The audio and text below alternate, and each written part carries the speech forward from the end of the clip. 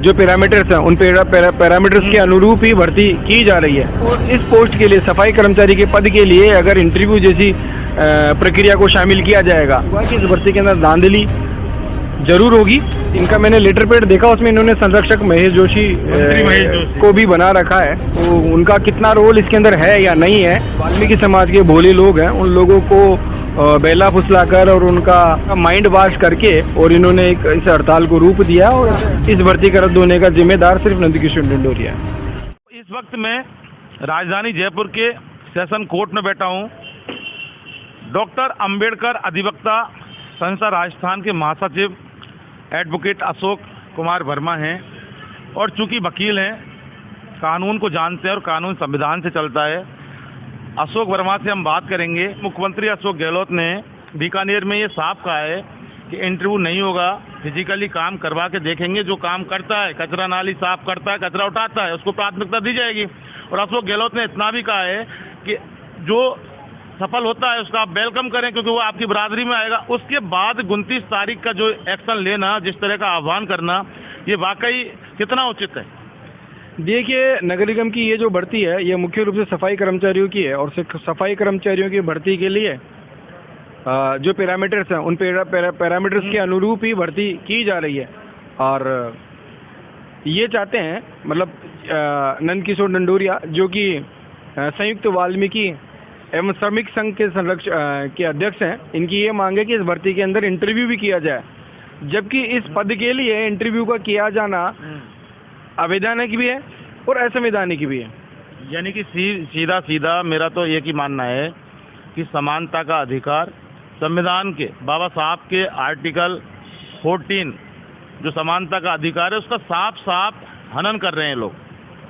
देखिए, ये जो भर्ती में नगर निगम की ये भर्ती है, इस भर्ती के अंदर सिर्फ जो नियम कानून है जो यही बनाए गए हैं कि एक डायरेक्ट मेरिट के आधार पर और लॉटरी के आधार पर चयनित होकर जिन लोगों का नाम लॉटरी के अनुसार आएगा, जैसा कि विगत 2018 की भर्ती में भी हुआ था, तो लॉटरी के अनुसार जिनका नाम चयनित होगा वो लोग, और उसके बाद में उनके दस्तावेज के आधार पर जो भी फाइनल रूपरेखा होते हैं उनके हिसाब से वो लोग जो भी चयनित होंगे उनको भर्ती में उनको नौकरी दी जाएगी। लेकिन अभी इन्होंने जो ये प्रस्ताव रखा है कि इस वक्त भर्ती के अंदर इंटरव्यू भी किया जाना चाहिए, जैसा कि इंटरव्यू का प्रावधान है जो आरपीएससी और यूपीएससी की मैं बात करूं उन दोनों में प्रावधान है, लेकिन वो एक निश्चित पद के लिए, छोटी पोस्टों के लिए नहीं है।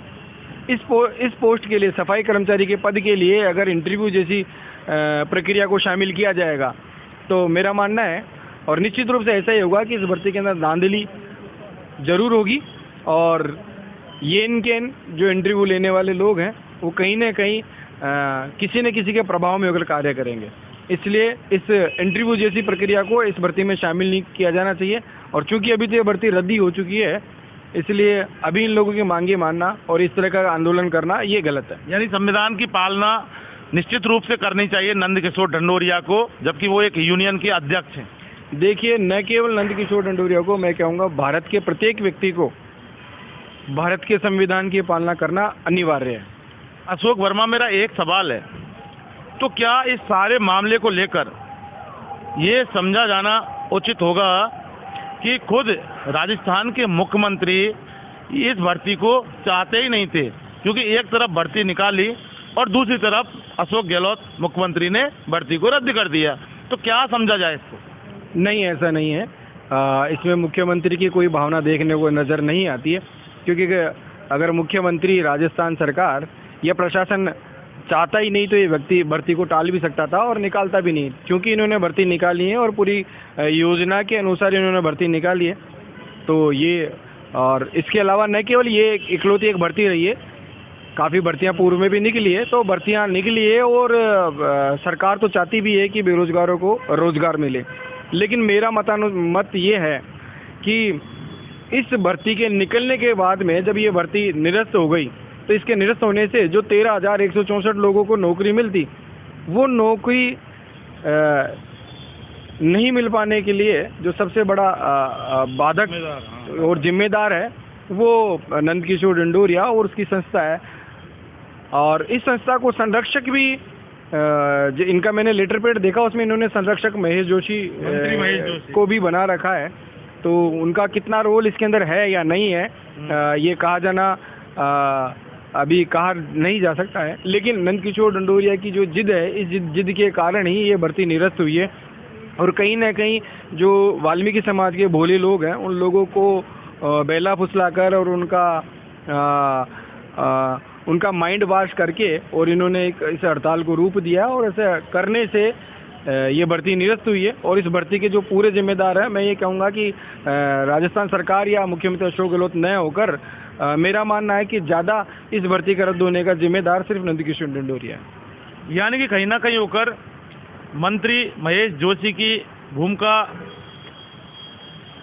कितनी इस पूरे मामले में है, ये एक बहुत बड़ा जांच का भी विषय है। और इसकी जांच भी होनी चाहिए कि आखिर जिससे संस्था के संरक्षक के मंत्री महेश जोशी है, उस संस्था का अध्यक्ष इस तरह से बचकानी हरकतों पर क्यों अड़ा हुआ है। इन्वेस्टिगेशन मीडिया के लिए सहयोगी मतीश पारिक के साथ में जितेंद्र शर्मा।